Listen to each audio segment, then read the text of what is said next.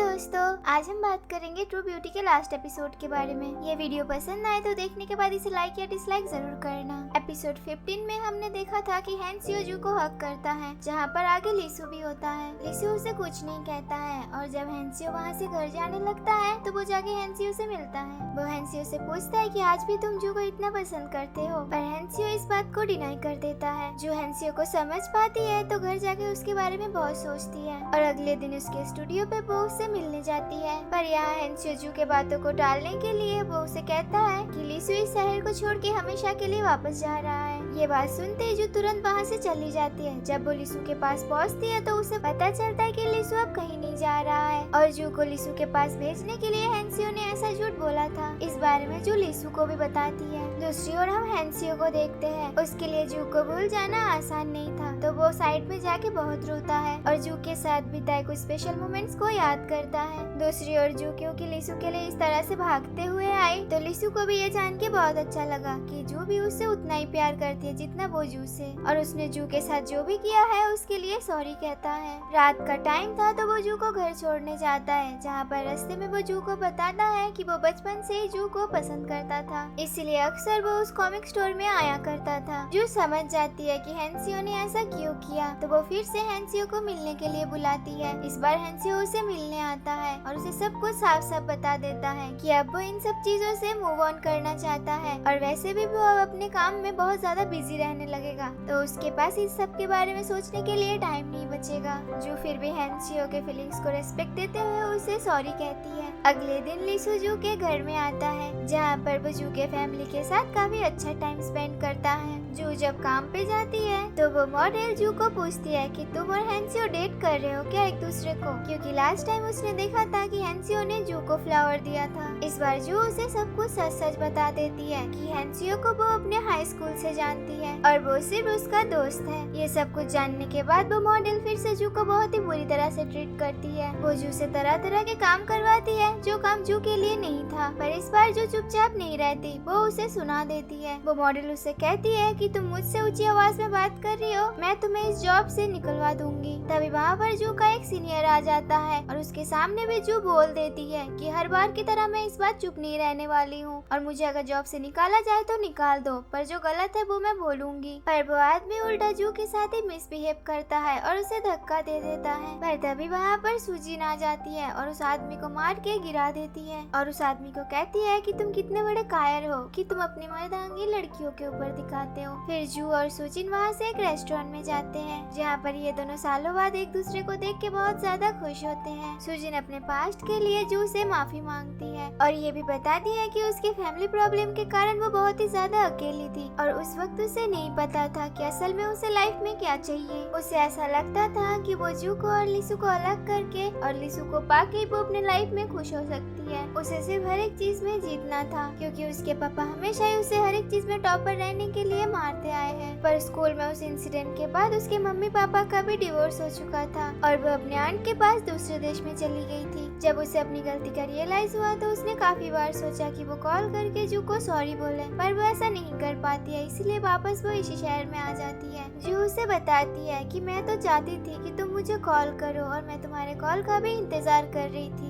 और वो कभी भी सुजिन के बातों का बुरा नहीं माना था। अब सुजिन खुश है, ये देख जू को बहुत अच्छा लगता है। दूसरी ओर हम लीसू को देखते हैं जो कि जू के बड़ी बहन के साथ सियोन के अनरिलीज सॉन्ग के बारे में बात कर रहे थे। इस सॉन्ग को लीसू सियोन के साथ कंपोज किया था, पर क्योंकि अब सियोन नहीं है तो एज अ मेमोरी इस सॉन्ग को भी वो लोग रिलीज करना चाहते हैं और इस सॉन्ग को गाने के लिए वो लोग हैंसियो को बोलने वाले थे। इस बार लीसू इस सॉन्ग को पूरा करने के लिए राजी हो जाता है। वो घर जाके सॉन्ग को अच्छे से कंपोज करता है, फिर वो कंपनी को भेज देता है। जब जो अपने स्टूडियो में काम कर रही होती है तो उसे पता चलता है कुछ एम्प्लॉय को न्यू आर्टिस्ट के मेकअप के लिए सिलेक्ट किया जाएगा, और उस घटना के बाद भी जू को काम से नहीं निकाला गया था, क्योंकि मैनेजमेंट के हिसाब से जू अपनी जगह सही थी। जू न्यू सिंगर्स के मेकअप करने के लिए वो फॉर्म भरती है, जिसके लिए वो मेकअप लीसू के ऊपर प्रैक्टिस करती है। इसके बाद जू सुहा के साथ अपने बहन के वेडिंग के शॉपिंग के लिए जाती है। जब ये दोनों घर पर होते हैं तो सुहा अपने बॉयफ्रेंड का इंस्टा स्टेटस देखती है, जहाँ वो देखती है कि उसका बॉयफ्रेंड लीसू के साथ ही है और ये दोनों किसी गलत बार के सामने है।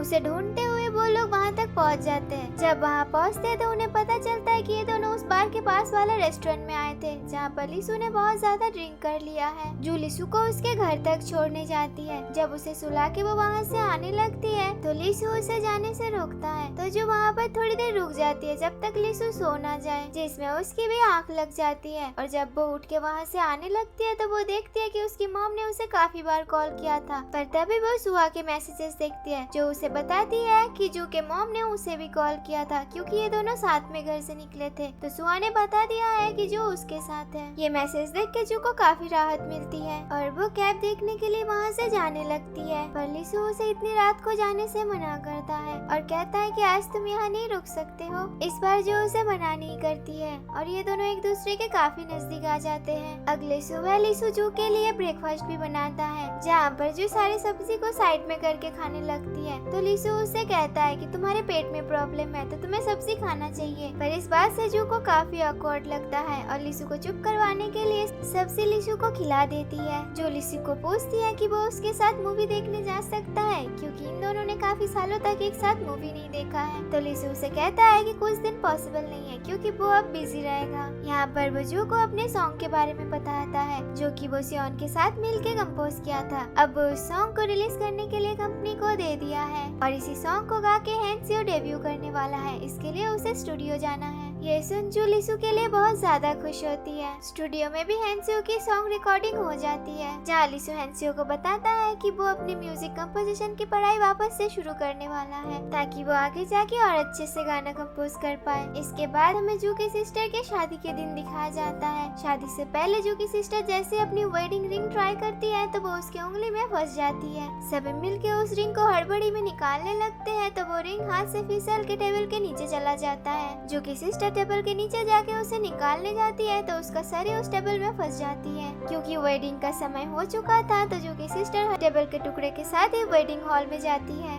ऐसे ही इन दोनों की शादी हो जाती है, जहाँ हर कोई बहुत एंजॉय करते हैं। इसके बाद हमें वो दिन दिखाया जाता है जिस दिन हैंसियो अपने सॉन्ग को डेब्यू करने वाला था और न्यू सिंगर का बैंड भी यही होता है जिसका मेकअप जू करती है। सॉन्ग के रिलीज पर हैंसियो उस सॉन्ग को गाता है और इस पल में वो सियोन को भी याद करता है। जू और लिसु भी हैंसियो के लिए बहुत खुश होते हैं। इसके बाद हम देखते हैं कि जू और लिसु फिर से उसी कॉमिक स्टोर पर गए हैं, जहाँ पर जू बुक सेल्फ से एक बुक लेने जाती है तो तभी पीछे से लिसु आ जाता है और उसे बुक लेने में मदद करता है। साथ ही साथ वो उसे किस करता है और यही पर इस सीरीज की हैप्पी एंडिंग होती है। आशा करते हैं आपको आज की एक्सप्लेनेशन अच्छी लगी होगी। अच्छी लगी हो तो वीडियो को लाइक करके कमेंट सेक्शन में अपना राय जरूर बताना और अगर आप हमारे चैनल में न्यू हो तो प्लीज चैनल को सब्सक्राइब करके बेल आइकन को ऑल पे जरूर करना, जिससे कि आपको आने वाली हर एक के ड्रामा की नोटिफिकेशन मिल जाएगी। Thank you so much for watching. सारंगे।